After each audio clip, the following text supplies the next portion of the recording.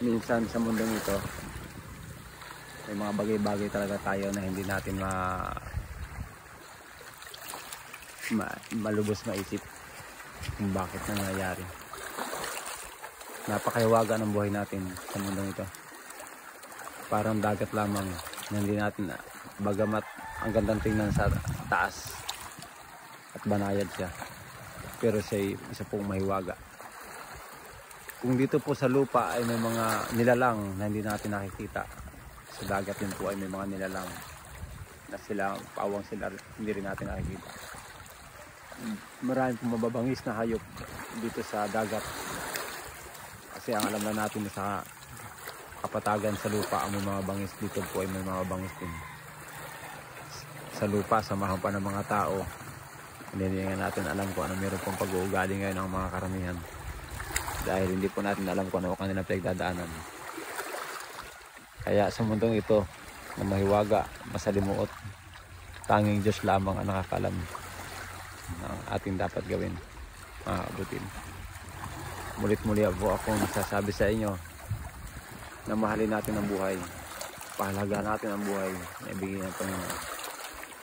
Hindi sa lahat ng oras tayo okay, hindi sa lahat ng pagkakataon tayo masaya. Sa pagkakataon tayo na tayo dugmok sa problema, meron din pagkakataon na sobrang saya natin.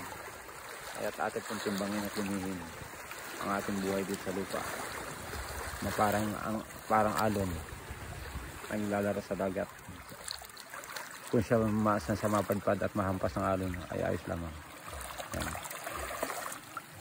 Kaya mga kasama, mga kabutin, ang aking laging panalangin habang tayo nabubuhay, panatilihin natin ang pagmamahal, palawakin natin ang ating pangunawa, para po tayo ay hindi pa makaramdam ng bagsik ng hatol ng ating Panginoon, o hindi natin maranasan ang bagsik ng hatol ng Panginoon.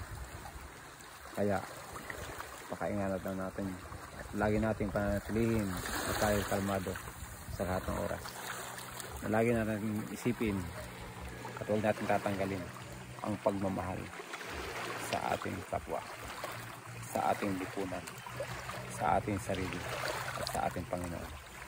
Mulit-muli ang inyong kabutil ay magbibigay sa inyo ng mga paalala na magbibigay ng inspirasyon, bagamat ako'y maliit na tao lamang, ay malaki magiging impact nito sa ating buhay, na tayo, harinawa, ay magpatuloy sa ating nilalakbay habang tayo ay may hininga.